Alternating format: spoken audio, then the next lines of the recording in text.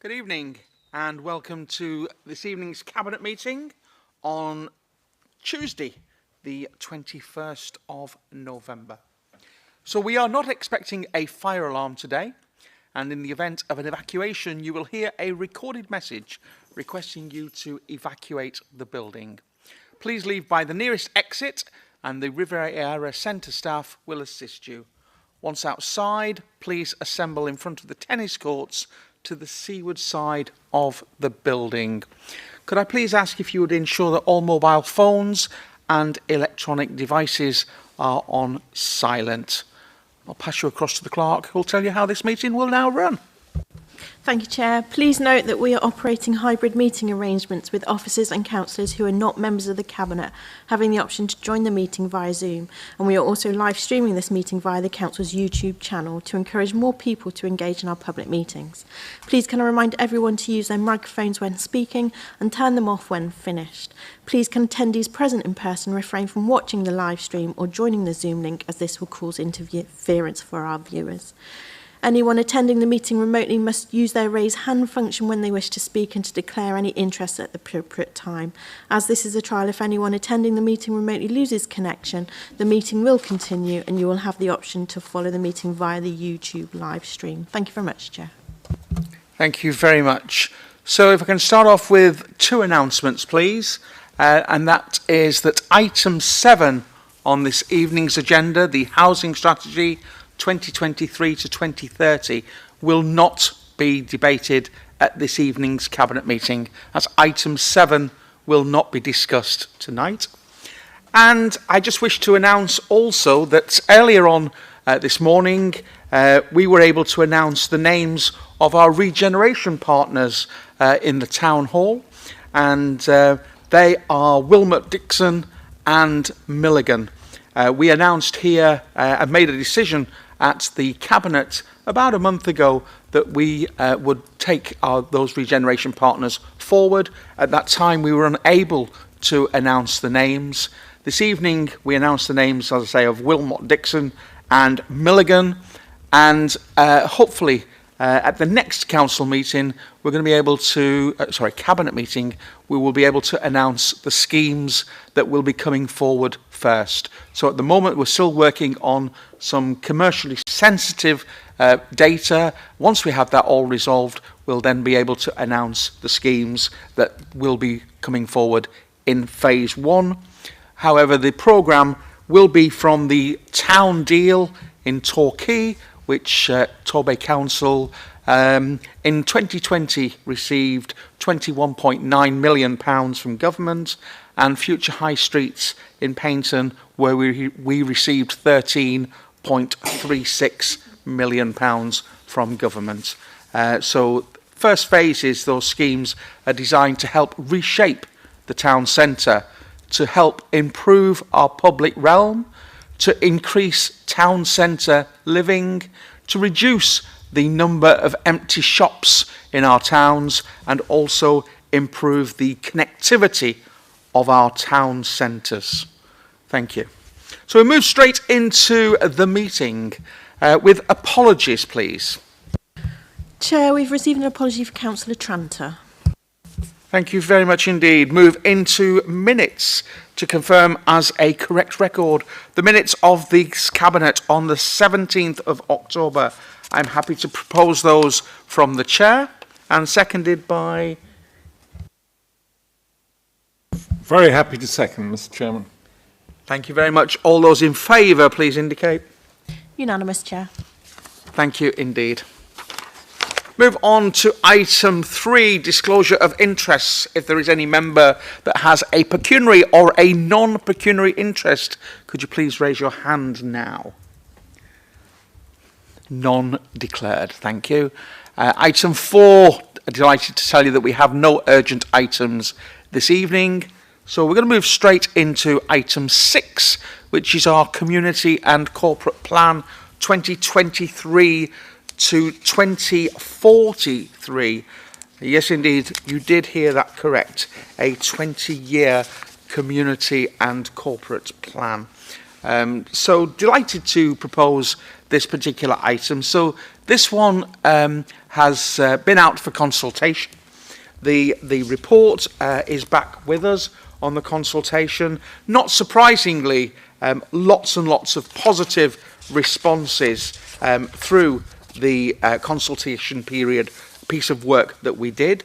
It's designed as a 20-year plan, as an overarching plan for the council for our direction of travel for the next 20 years. That doesn't mean that I'm going to be here as leader for the next 20 years. It does mean that there will be a series of administrations that sit underneath it. But if we have a united goal, a place of where we want to get to within 20 years, it will allow other administrations in future to have a business plan that sits underneath this document. And of course, there'll be little twists and turns, but if we know where we want to get to, we can make real benefits for the Bay. And I would say that the way we're moving forward with our community and corporate plan for 20 years, really, if we look back at the regeneration partner that I just announced, that really does demonstrate what we have achieved as a council over the last, 4, 5, 6, 7, 8 years, I think. So we started a project with the Torbay strategic partnership. We brought our partners together. We had a series of plans that we wanted to pull together under a Conservative administration. We went to London. We had some conversations. We got some interest shown in the Bay, and then the council changed political colour, and the Liberal Democrats and the Independents ran as a partnership. They stayed on the same track that we were previously on, and they were able then to bring in that money that I just spoke about, that £34 million. And then at the end of their period, it came back to ourselves. And once again, we have kept on that same track. And the previous administration had set up an opportunity for us to go to UK Reef in Leeds as part of that conference, and to talk to regeneration partners. And today we have announced that regeneration partner. And that demonstrates what we can do by having a vision for a longer period of time than a single administration. And I think that is really positive. And so on the back of that previous work, that we're demonstrating that despite the political colours that come forward within the town hall, we are able to take our Bay forward, which is significantly important. It also means that this is why we want to go forward with a community and corporate plan that lasts for 20 years, that despite those political colours that will inevitably change every 4 years, or maybe not every 4, but who knows? One thing you can't guarantee for certain, but the opportunity for them to change every 4 years. We know where we want to get to. So it's been out for consultation with our community, it's been to overview and scrutiny, it's been to the groups. And I believed that we had captured and brought into the community and corporate plan the things that had been raised, and I really thought that we'd got everything on board. However, at the start of, or just before we started this meeting, there was one particular area that was raised. And in all honesty, it had been raised before, although I hadn't recognised where it was. And I'm just looking for it now as I'm quickly dashing through. I thought it was on page 35, where it talks about children. Oh, goodness gracious me. Can you help me out, Matt? Yeah. I'm sure. It's on page 37 of the pack. 37. Apologies. Thank you very much. So page 37, second paragraph down. So we talk about young people in that paragraph, and we finish up talking about a strong working relationship with our community police. Both points are really important. However, there was a concern that we were drawing a comparison between children and young people and the police. So therefore, I would like to make a change. That last line, we will build strong working relationships with our community police. I wish to move at the bottom of the bottom of paragraph 4.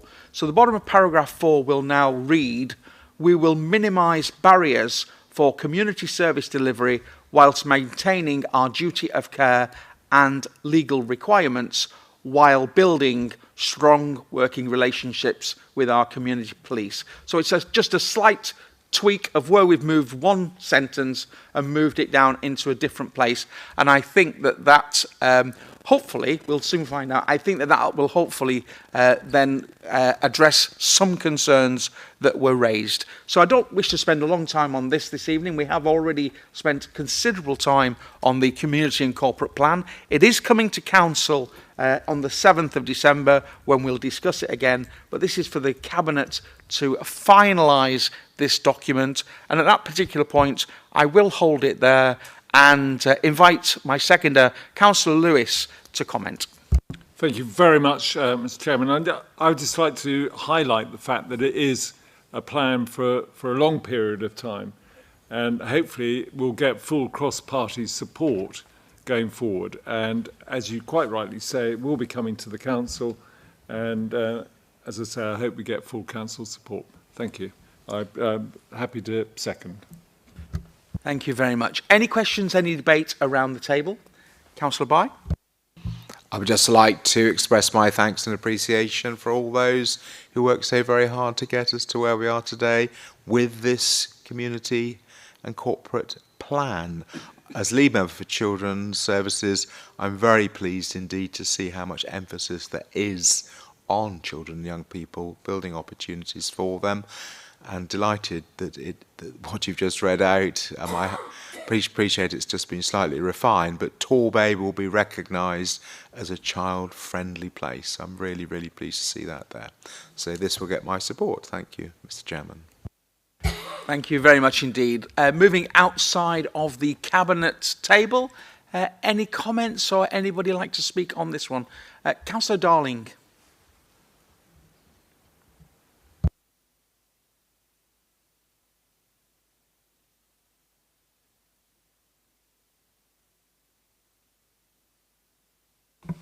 I will be brief, Mr. Chairman, but I would say that I do have concerns about the lack of focus on affordable homes and also tangibles as far as affordable homes, and driving forward the desperate need for social rented accommodation in Torbay, where I would have liked to have seen that stronger featured, which I know when myself, colleagues and independents came to the initial Blue Sky meeting some months ago, we did express, and I do have concerns that that hasn't been expressed as strongly as I would wish. But as you say, it is yet to go to full council, and I'm hoping that in the brave new world of novel control on this local authority, there may be some wiggle room. Thank you.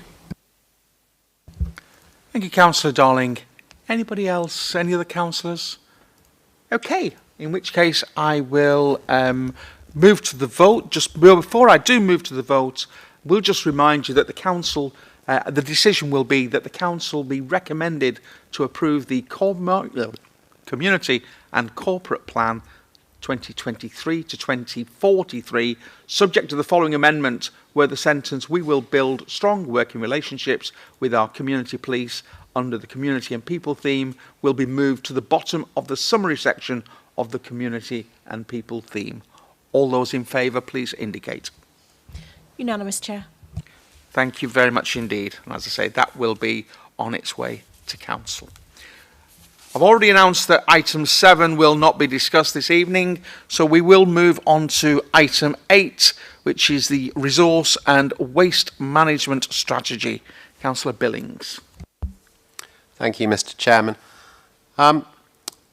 Members around the table, and those present in the audience physically and also via the Zoom link will hopefully recall that during the election campaign, the Conservatives set out that one of their pledges under the heading of Residents First was that we would retain a fortnightly wheelie bin collection.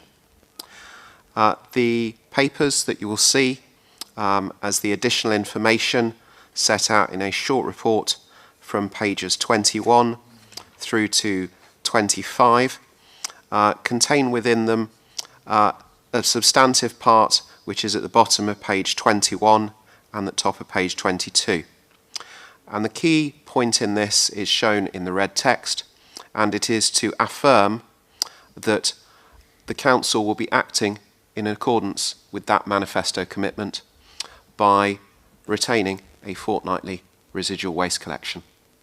And so a nice short report that implements a manifesto commitment. And I would suggest that colleagues would highlight that given the very good work that has been achieved by Swissco in terms of increasing recycling targets, the proposals and that we've got more broadly for Swissco to continue doing that, the fact that those proposals and strategies thus far have won national awards for the work that's been done means this is something we can deliver and we should deliver, and I would encourage colleagues to support this proposed strategy. So that is my proposal. Thank you, Chairman. Thank you very much indeed, and I'm happy to second that one from the Chair. I don't think I need to add anything else at this stage, and we'll open up for debate or any questions, first of all, around the Cabinet table. None? And outside of the Cabinet table? None. Move to the vote then. All those in favour, please indicate. Unanimous, Chair. Thank you very much indeed. Move on to item 9 then, please, the Torbay Housing Assistance Policy 2023 to 2028. Councillor Tyerman. Thank you. Members will notice that the Cabinet member responsible for this area is Councillor Tranter, who unfortunately can't be with us this evening. She's not in Torbay at the moment, I understand. And therefore I have volunteered to put this forward as a recommendation on her behalf. I think if I start by just saying that in the proposed decision, or the recommendation proposed decision, that it mentions there that delegated authority be given to the Director of Adult and Community and Customer Services in consultation with the Cabinet Member for Housing, Finance and Corporate Services to make any minor amendments to the housing assistance policy. I'm not quite sure how that's got there. It should actually be the Cabinet Member for Adult and Community Services, Public Health and Inequalities, Councillor Tranter, the current portfolio holder, who should be the consultee in that regard. So if I can ask that those words be amended. The other thing I would like to mention at this stage is that we received communication today from Councillor Steve Darling that there was one area in there that he felt was not correctly worded and which therefore did not give the assurances that we should be giving in terms of excluding certain disability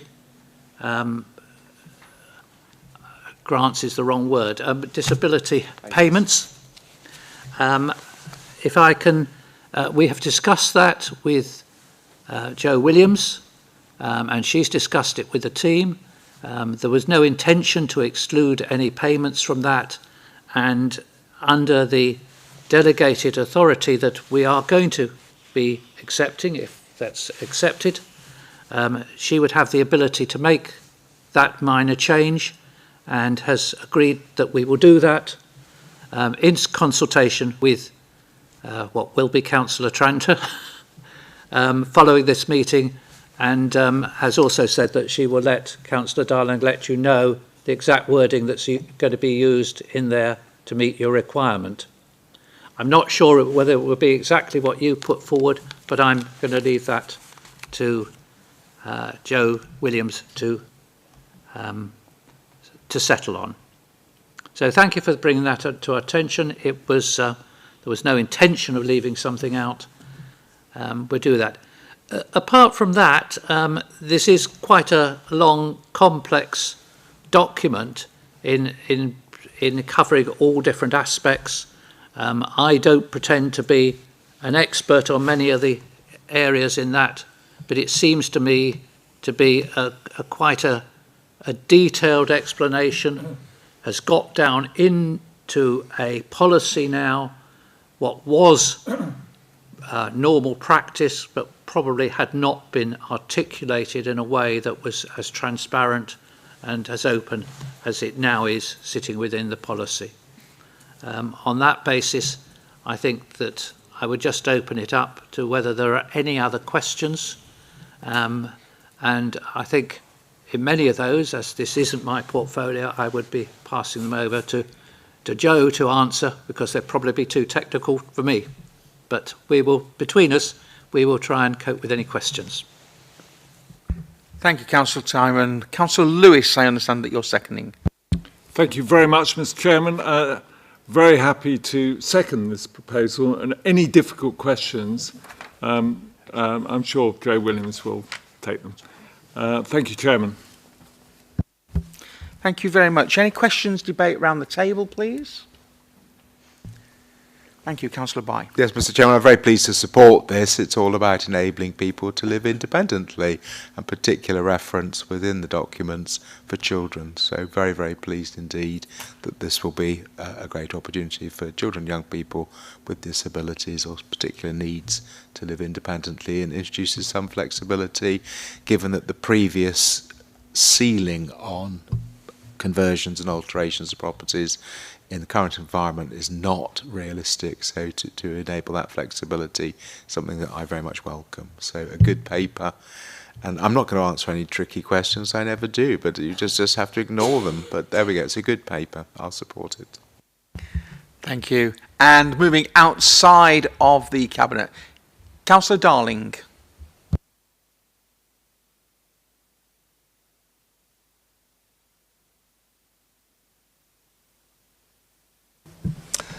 Thank you, Mr. Chairman, and I did, and apologies for the lateness, but I was away out of the bay yesterday, so I for the lateness in sharing my concerns around the paperwork, because as it was initially published a few days ago, I then raised it with the Royal British Legion, and they shared how they felt that the document could be improved. And it was mostly to ensure that compensation payments were not taken into account in respect of disabled facilities awards.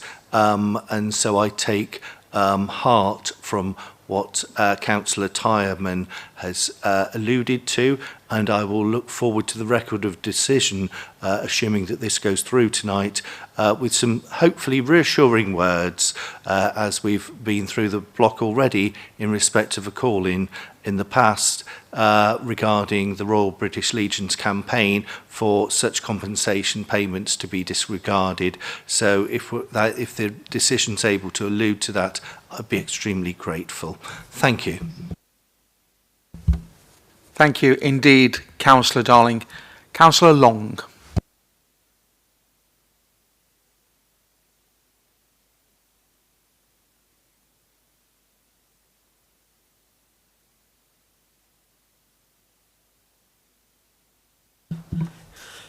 Thank you, Mr. Chairman, and only three very brief things. The first was that this report is aligned with the current community and corporate plan, and I noticed that the report that shall not speak its name, which has been pulled, was aligned with the emerging community and corporate plan. It just seemed a bit odd that there were potentially two reports being aligned with different plans, which seemed a bit slightly odd. So I just wondered whether there's any rationale for that. Secondly, and I think Councillor Bye alluded to this, 5.3 of the report is fairly damning of the government in that the maximum level of the mandatory disabled facilities grants has not been kept in line with inflation since 2008, or has not been increased at all. And so can I presume from that there are people out there who need adaptations to their properties who have not had them, and do we have any idea of how many people that might be? And finally, on a more positive note, 2.2, the table, says that what's been proposed will bring a bit more clarity about being able to greater engage with the local building supply chain, and I was just wondering if there's a bit more detail about that. Presumably that's good news and will be fully in line with the council's community wealth building policy and enable greater skills, etc. Thank you. Thank you very much indeed. Any further debate from outside of the room? Any responses from Councillor Tyerman? No, I'll pass this over if there's any further contribution that can be made to answer Councillor Long's queries.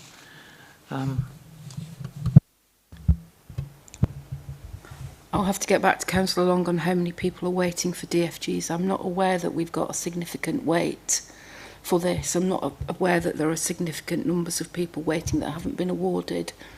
But I'll need to find out from Tara House how many. As per the subsequent question, I didn't quite understand it, I'm afraid. So yeah, if you could come, yeah, I'm happy to answer it, but yeah. Okay, thank you. We'll take that one offline, not a problem, and we'll ensure that you get a response to that question. No problem at all. Okay, so I think we shall move to the vote. Just to remind you that what the recommendation for your reference is.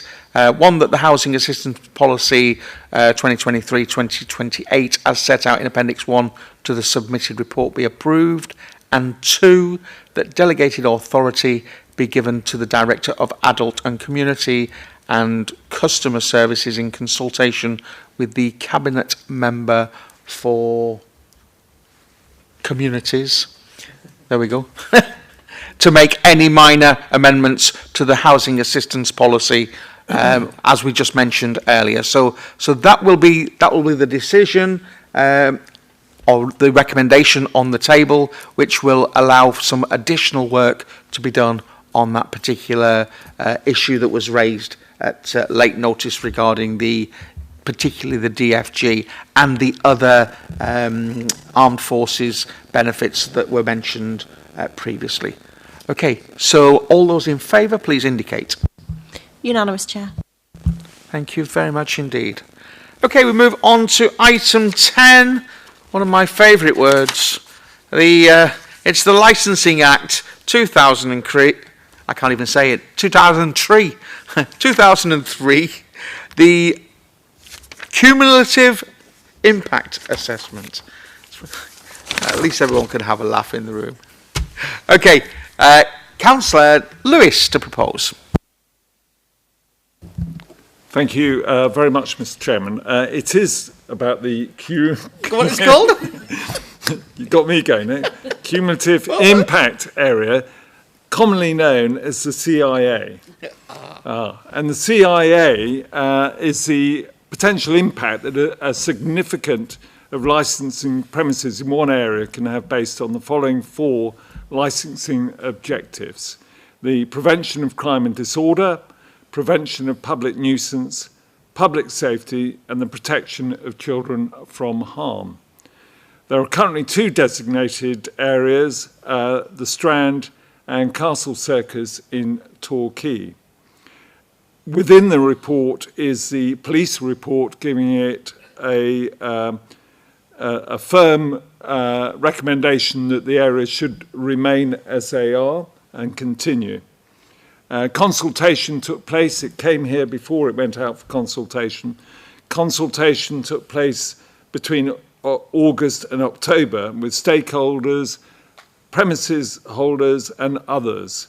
And I'm pleased to say, Mr. Chairman, that the majority, 93%, either agreed or very strongly agreed that we should continue with this. And as you know, Mr. Chairman, this is one of the main points we put in our manifesto way back in May, which I strangely find a copy of, where it said that we want to remove antisocial behaviour from our town centres. And I think that's one reason why this should certainly remain. And we are looking at putting greater enforcement into our town centres and a PSPO, preventing people from openly drinking in the streets. If I carry on with the manifesto that went out, was create a strong working relationship with our community police. And I think the report shows that the police are supporting this scheme. And of course, we are trying to get more of a police presence in the high street of Torquay Union Street. So again, delivering on our commitment that we made in May.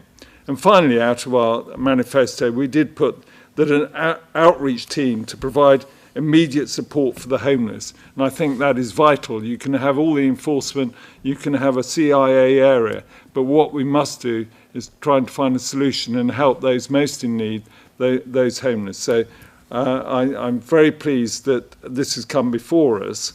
And if you look at the recommendation, the first recommendation is that we agree to continue with the CIA area as stated in the report.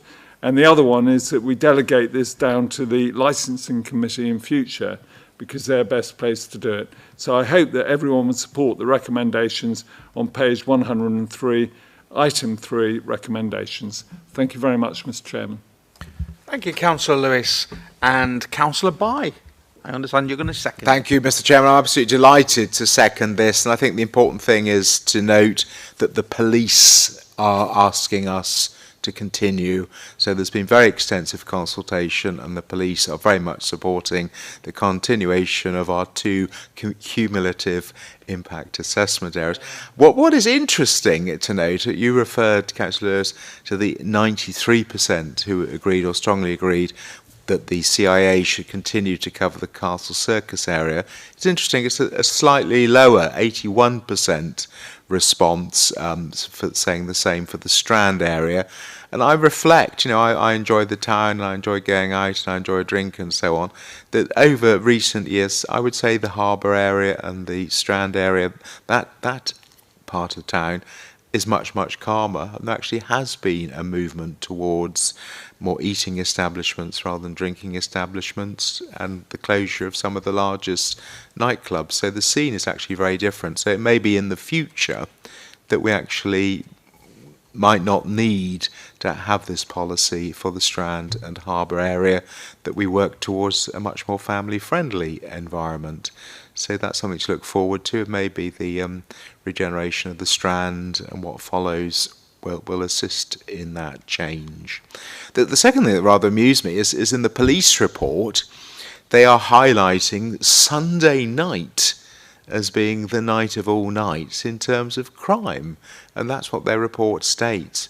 But I really wonder whether they're referring to the early hours of Sunday morning. I can't imagine that people get so upset watching Call the Midwife that they, or indeed the elimination of Angela Rippon from the Strictly, which upset me deeply. I can't imagine that people go out then on a Sunday night causing so much trouble. So if the police were here, I would be interested to know whether it really is the Sunday night that appears to be the spike of all the upset, that's the most troublesome night of the week, or whether it really is the small hours of Sunday morning, which is a sort of hangover, as it were, from Saturday night. But there we go. I read this report thoroughly from start to finish, as you know is my style, and I just thought I'd make those observations. Thank you, Mr. Chairman. I will support this recommendation on maintaining our 2 cumulative impact assessment areas.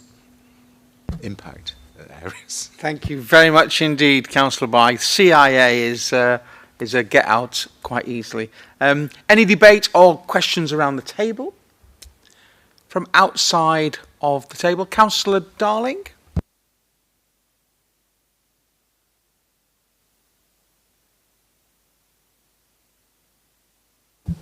Thank you. I must admit I'm somewhat confused by Councillor Lewis's comments in respect of the support, almost as if it were new for those who are homeless. I hope you can clarify this, because I have been out on a number of occasions with our outreach teams, and it's something that gives me great pleasure that, to know that our local taxes are used to ensure that there is somebody approaching somebody sleeping rough on our streets, saying, "Hello, I'm from Torbay Council.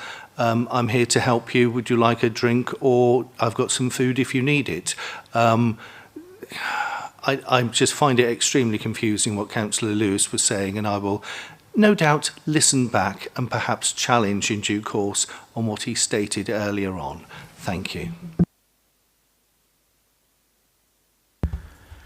Thank you, Councillor Darling. Any further debate or questions from outside of the table? Okay, I will come back to Cabinet. Any summing up from anybody? Sorry, from Councillor Lewis? No, Mr. Chairman, it's fine. The only thing I would say, I would welcome Councillor By's observation on the Strand, and as you know, another manifesto commitment that we would get on with things and deliver. And of course, we are working as we talk at the Strand, delivering it to make it a better place for all those who want to visit the Strand. So we've had Councillor Billings confirming our manifesto commitments, delivering. Thank you, Councillor Lewis. As well. So thank you very much, Mr. Chairman. Thank you indeed. Let's move on to the vote, please. All those in favour, please indicate. Unanimous, Chair. Thank you very much indeed. Item 11 will now be the Coroners Service and the reorganisation of the Coroners Service. Councillor Tyerman. Thank you. And this is the first, what seems to me a string of things that come into my orbit to propose. The Coroner Service, I think the papers pretty well say what's happening. A relatively simple change from the point of view of Torbay Council.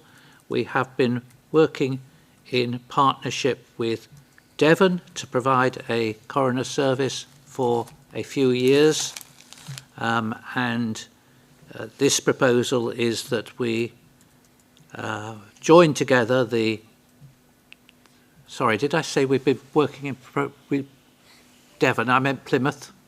We've been working in conjunction with Plymouth for a few years, and this proposal suggests that Plymouth and Torbay will join with the rest of Devon.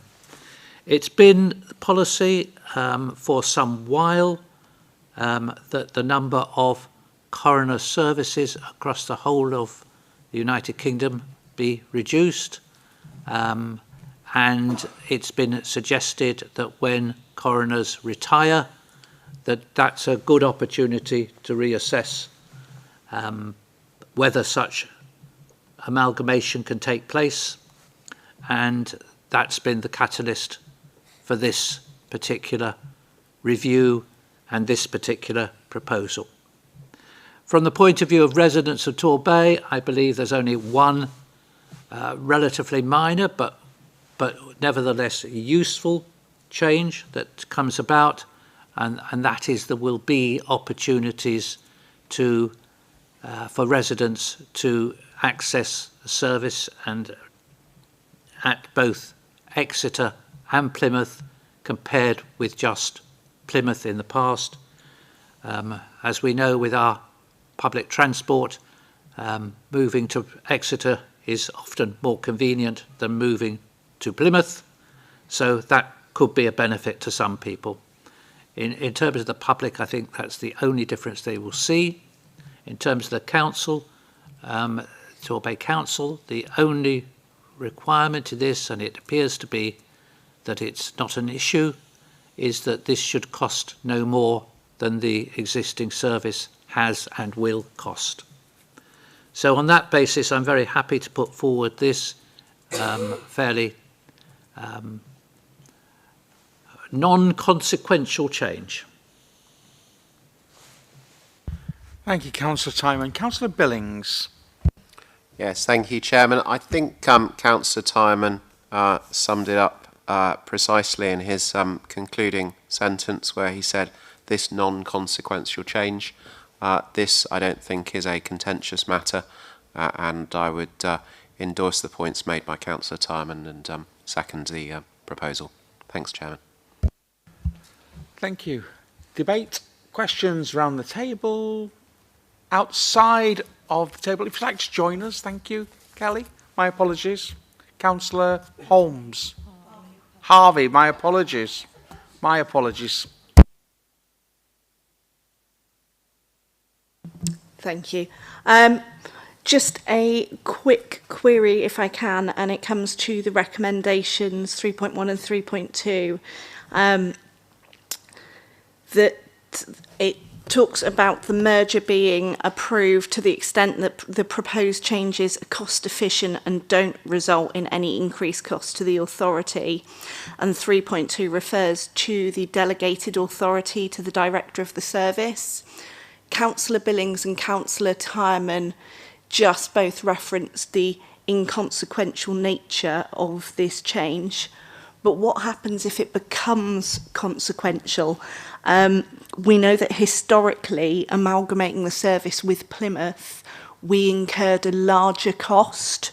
What would happen if this proposal is deemed to then not be cost effective? Will it be referred back for further decision making?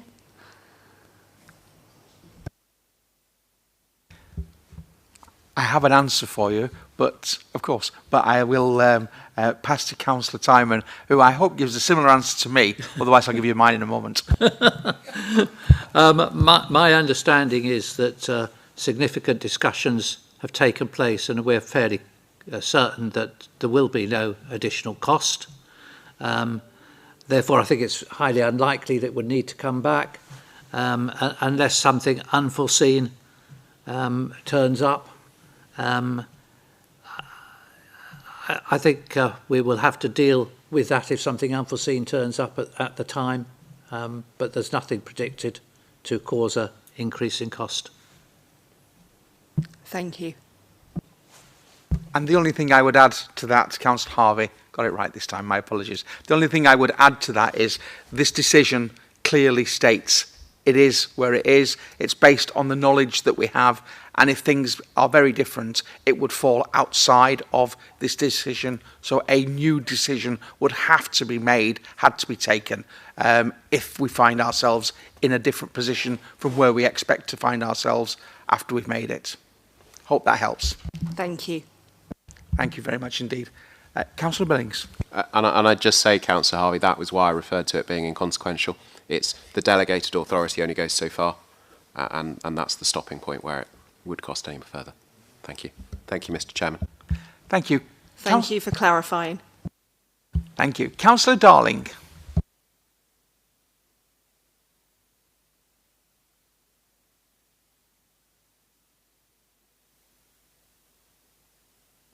Thank you. I'm sure, as we all do, reading through the terms of reference of the Employment Committee, I note that one of the terms of reference is the appointment of the coroner through this. How are you able to take account of that through this decision? So I'd welcome some reflections on that. The other element that I would like to reflect on is that colleagues around the table have referred to this as inconsequential. Having had a father die on the 28th of November last year and still subject to a coroner's inquiry, the service here, I would suggest, is consequential.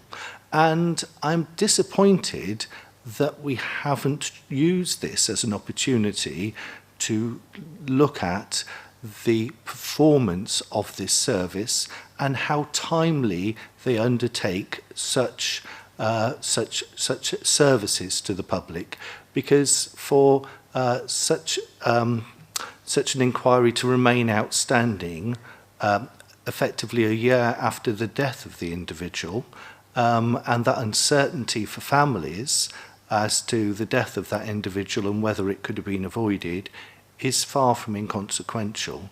So I'd welcome some reflections on why have we not used this as an opportunity to see why whether the performance is up to standard of this coroner service, because it sadly, to me, appears to this Conservative administration, it's all about the money rather than the service to the public. Councillor Billings. Thank you, Mr. Chairman. First of all, to Councillor Darling, my sympathies for the loss of one of his family members, and for absolute clarity, my reference to the word inconsequential was not to suggest in any way that a coroner's service and the associated functions that come with it are not important.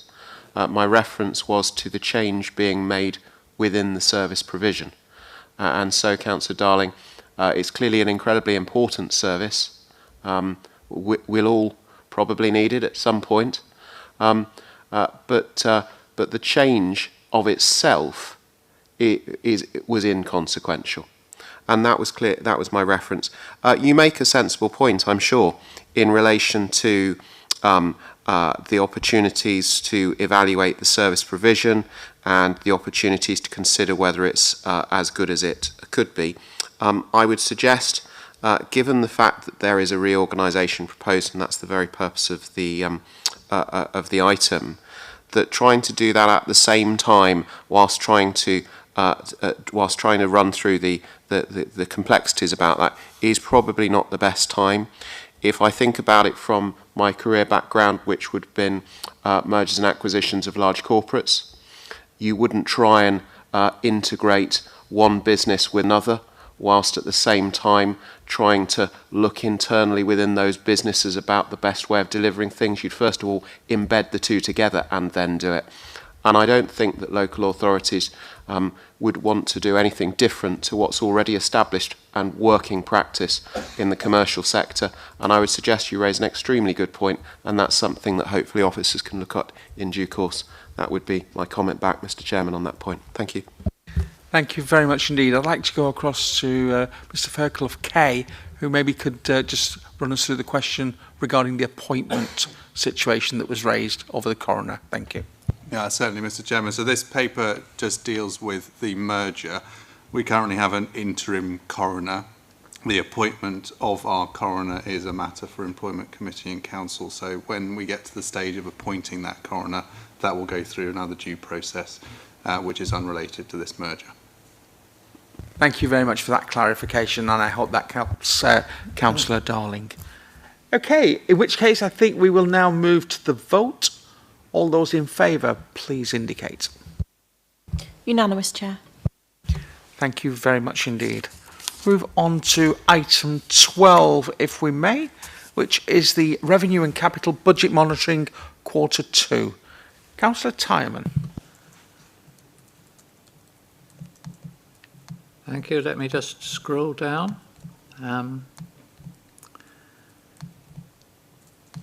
The Revenue and Capital Budget Monitoring Quarter 2 report is before us today. It's en route to Council in December. It has been considered previously by the Overview and Scrutiny Board.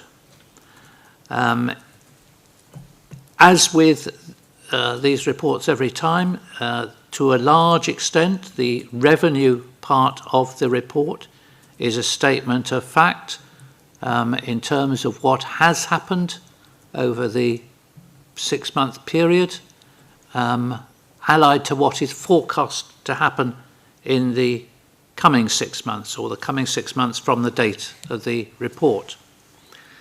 It's historical, looking back, and in a sense it is what it is.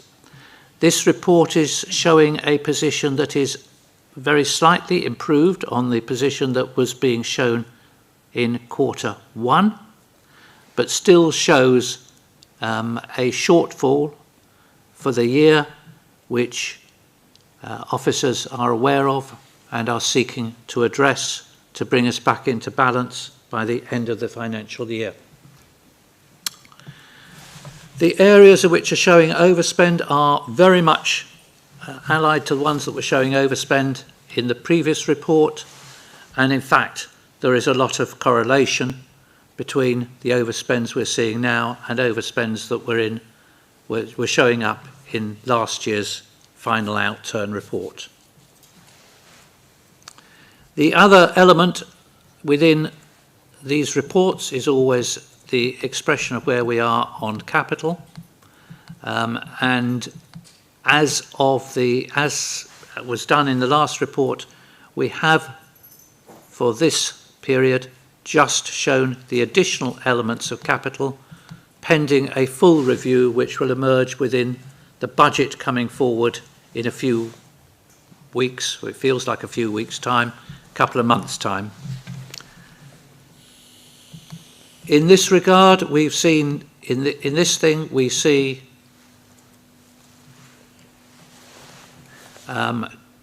two elements of capital expenditure that are both fully grant funded. Therefore, there is no cost to the council. There's no prudential reverie. I'm losing my train of thought and voice. There's no consequence in terms of borrowing. There's no consequence in terms of reduction in reserves. These are self-financing capital schemes. There is also one scheme for Sholston Pool, which is in there, which will mean a use of council reserves to fund it. But it's a commitment we're giving, which is at this stage totally dependent upon a grant being received of very considerably higher value to get the work done at Sholston Pool to secure its future, at least hopefully for a number of years to come. So those items are included in this report. They will be taken, and I'm sure they will be discussed at greater length at Council in 2 weeks' time. Therefore, I am just putting forward here the basis that this report and the contents of this report should be approved by Cabinet here to take to Council on the 7th of December. Thank you, Councillor Timon. I'm happy to second this one from the Chair. I just really want to pick up on the final recommendation in here, which is the provision of a £60,000 grant to the Sholston Seawater Pool Community Interest Company. I visited Brixham Town Council probably about a month ago. There had been a request from the Sholston Pool organisation, who are ultimately looking to raise, I think it's just shy of £1 million to do huge repairs there. And their ask basically was for £60,000 from Torbay Council and £60,000 from Brixham Town Council, total of £120,000 as part of a much wider match fund that they were looking to get from the Community Ownership Fund. So absolutely delighted that, first of all, Brixham Town Council were able to approve this at their council meeting a month ago, and delighted that the Cabinet will be able to support that request locally this evening through this vote in just a moment's time. Okay, so any debate around the Cabinet table? Councillor Bye. Well, thank you so much, Mr. Chairman, and absolutely right to highlight the exciting bits. Not suggesting that any of it isn't exciting, but the £60,000 for Sholston, I was so very pleased to have nudge that along a little bit, because one of the people very much involved with the Shelston Pool project is a resident of Wellswood, and highlighted the advantage that if the council, working with Brixham Town Council, could put in a bit, that would then bring in a very substantial grant, which they've been working on. So this is really good news, and this administration is a friend to Brixham, and I think we should celebrate that, and the £60,000 shows that this administration is a friend for Brixham and supports the Brixham community. As a lead member for Children's Services, I'm absolutely delighted to see that the Paynton Academy Steps relocation project is now included in the capital programme. At the moment, the provision for those with SEND, and particularly I think it is with autism or related behavioural issues, is off the campus at Paynton. It is a separate unit, and this, as I understand it, is to bring that facility onto the campus at Brixham, at Paynton Academy. So it's a new project totaling £1.25 million for the relocation of the STEPS provision, which is enhanced resource provision, which caters for secondary pupils with ASD, to Paynton Academy. So I'm really, really pleased that we are supporting this project this evening. So thank you very much, Mr. Chairman. Thank you. Anybody in the room? Thank you. Councillor Cowell.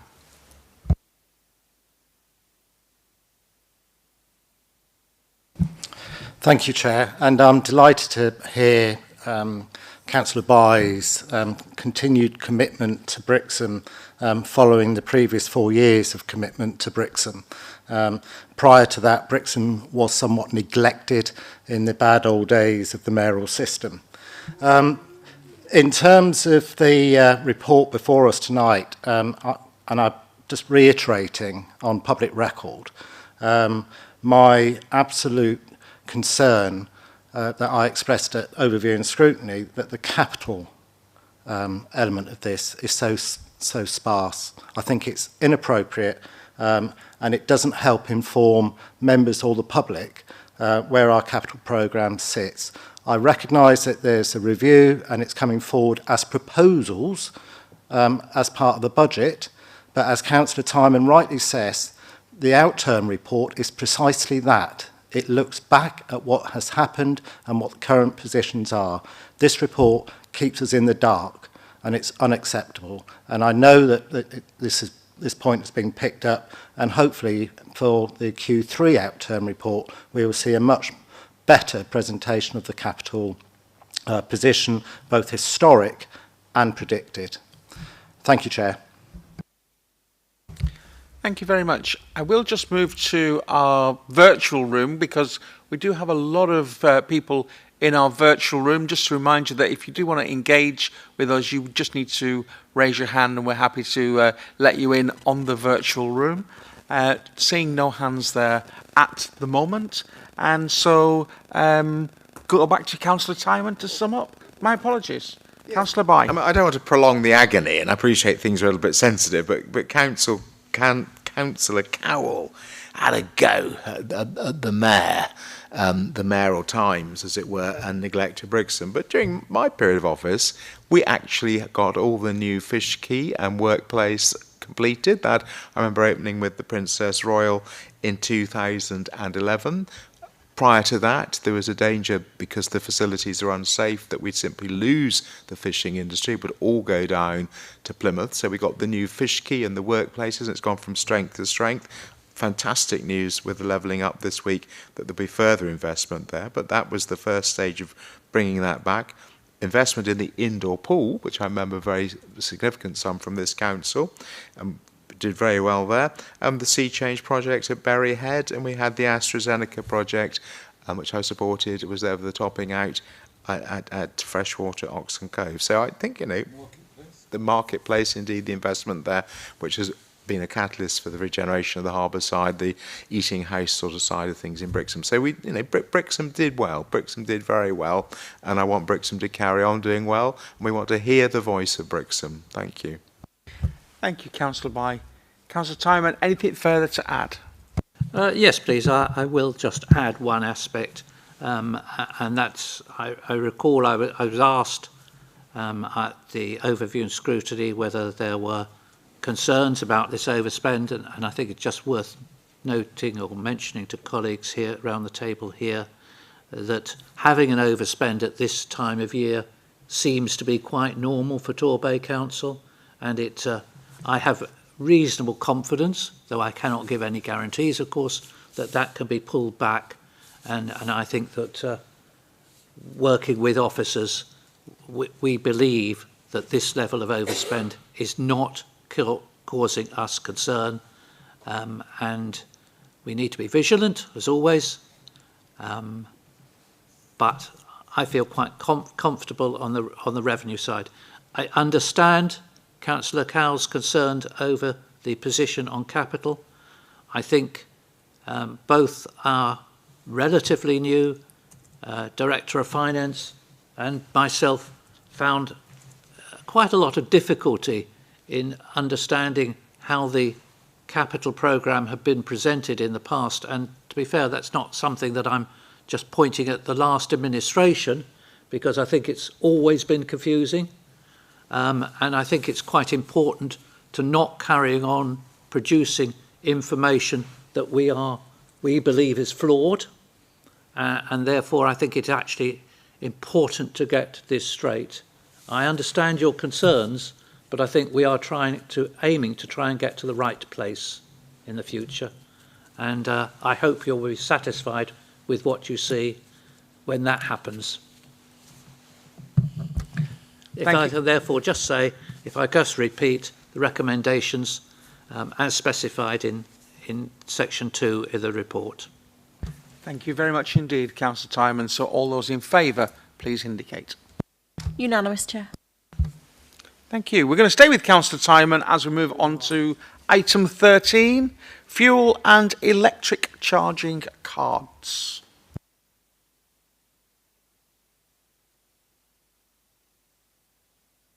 Thank you very much. Frankly, this is a normal matter of business for the council in providing a facility that enables us to provide fuel for our employees to move around at the lowest cost that we reasonably can, without asking them to go and find the cheapest petrol station that they can at every occasion. But as such, I think everyone's read the papers. I think I'm just going to put it out. Are there any questions?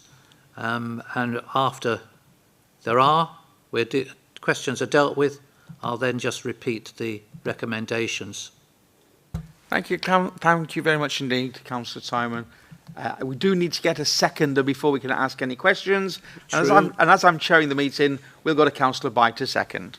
I'm delighted, Mr. Chairman, to support this recommendation, to second all that Councillor Diamond has so eloquently said. I mean, this is a very important matter and will ensure savings on fuel, reflected in a reduction pence per litre of pump price for our staff, and allocation of charging cards to vehicles and drivers means that employees will not need to make expense claims for fuel or electric charging. So it'll make life very much more simple for our staff, as I understand it, and provide savings. So what's not to like, Mr. Chairman? So I read this report, all, I think, there were 4 pages. So there we go. I'm so impressed this evening. Your speed reading is absolutely perfect this evening. Councillor Timon, you wish to sum up? Just to say that the recommendation before us this evening is that the delegated authority be given to the Director of Finance to award the contract for fuel and electric vehicle charging cards following completion of the CCS RM6186 framework process for a contract duration of 2 years and an extension of up to 2 years. In other words, 4 years in total. Thank you, Councillor Timon. All those in favour, please indicate. Unanimous, Chair. Fantastic. It's 3 in a row from Councillor Timon as we move on to item 14 and the contract award in respect of cyber insurance.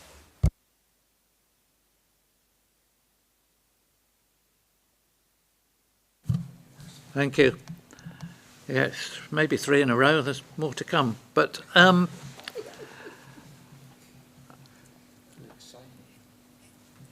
this is quite an important area, quite an important to insurance to have in place. But I feel it's a bit of deja vu, because I think at a previous cabinet meeting we talked about having protection in this sort of area, which you hope you never need. And I think here we're looking at taking out insurance that we hope we're never going to need to claim on. Because frankly, cyber attacks can be so damaging that the consequences in terms of everyone's ability to react to them can be devastating, and one therefore severely hopes that one's got the systems in place to prevent us ever needing to make such a claim. However, a cyber attack can have consequences not only on people's ability to react and deal with it and get the council to recover, but it can also have serious financial consequences on the council. And as such, though we are doing everything possible, and everybody will continue to do everything possible to avoid a cyber attack, we still believe that we need insurance in place. It's an area of insurance that actually is quite specialist in nature, and as such, that it's one to which can't be dealt with in the normal sort of run-of-the-mill sort of way that most of our purchasing, procurement, most of our insurance is put in place. And in this instance, we therefore recommend, or it's recommended, that we as Cabinet approve that the Director of Corporate Services be given delegated authority to enter into a contract with the preferred bidder that provides the most suitable terms and conditions of insurance in the event of a cyber attack. Thank you indeed. Councillor Lewis to second this one. Very happy to second, Mr. Chairman. I think Councillor Alan Timon has covered the report extremely well, and I have nothing more to add. Thank you. Thank you very much. Any questions, any debate around the table? Online? Thank you. All those in favour then, please indicate. Unanimous, Chair. Thank you very much indeed. Move on to contract award in respect of insurance for investment properties. Councillor Lewis. Thank you very much, Mr. Chairman. This is on page 184 of our report, and it is the insurance for the Council's investment properties, and they expire on the 1st of December 2023. The Council, following competitive tender, needs to negotiate and agree terms and conditions to ensure the Council's investment properties. Clearly, it's very important that they are all insured. And the recommendation is that the Director of Pride in Place be given delegated authority to enter into a contract with the preferred bidder that provides the most suitable terms and conditions for the insurance. And I would like to propose that, Mr. Chairman. Thank you very much indeed. Do you have a seconder? Councillor Tyman. Thank you. And yes, the value of the council's investment property is significant, and it's absolutely Go ahead, Councillor Tyman. Absolutely important that we have the right insurance in place in this area. So I'm happy to second this proposal. Thank you very much. Any questions, any debate on that one? No? In which case we'll move straight to the vote on item 15. All those in favour, please indicate. Unanimous, Chair. Thank you. Brings us on to the final item, item 16, which is the Local Government Association, the LGA Coastal Special Interest Group Pledge for the Coast. So the LGA have a number of special interest groups, and not surprisingly, Torbay Council are members of the Coastal Special Interest Group.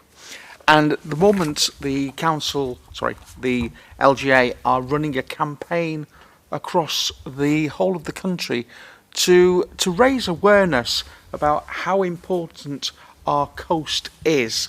And they are asking each and every one of us to get involved a little bit more, either in volunteering or becoming a plastic-free champion, or could you change your lifestyle to reduce your impact on the coast? I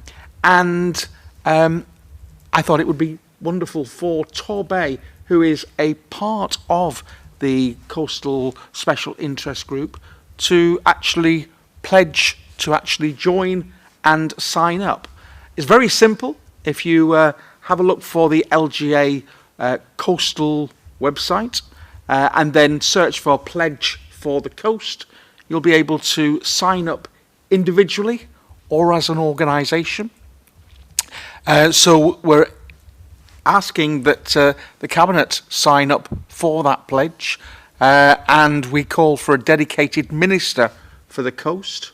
I have already signed up at a personal level, and I would encourage Cabinet members and councillors across the council, and then actually our individual residents who may be listening this evening. There is an opportunity for each and every one of us to just get involved a little bit more regarding what's happening on our beaches, on our coast. Do you want to get involved in a litter pick? Do you want to have a little bit of time to do some volunteering? There is a wonderful map on the LGA Coastal page showing people who have actually pledged their support. At the moment, Torbay currently has 2 little pledges. One of them is not mine. Mine's not registered yet. It's not gone on the system. Hopefully it'll be there in the morning. But 3. So it would be fantastic if we could have hundreds of pledges within Torbay. People wanting to do a little bit more to keep Torbay the special area it is, with the fantastic coastline that we actually got. So this costs no money whatsoever, which is absolutely fantastic. It requires a commitment that we want to get involved. We're pushing for a minister for the coast, but also we ask for that each and every one of us pledges just one single thing that we can do to support our coast and support that pathway to help us be a little bit more resilient into the future. Councillor Lewis, I understand that you're happy to second this. Thank you very much indeed, Mr. Chairman. I'm very happy to second this, and I would encourage people to sign up for it.